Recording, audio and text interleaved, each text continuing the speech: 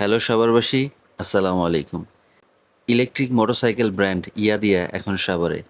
Opening পরিবেশটা ছিল সত্যি দারুণ। বাইক লাভারদের ভিড়, নতুন নতুন ইলেকট্রিক বাইক আর পুরো শোরুম জুড়ে ছিল আলাদা একটি ভাইবস। বর্তমানে ইলেকট্রিক মোটরসাইকেলের প্রতি মানুষের আগ্রহ বেড়েই চলেছে, কারণ কোনো ফুয়েল খরচ নেই, রাইডিং অনেক স্মুথ আর ভবিষ্যতের জন্য এটি একটি স্মার্ট চয়েস।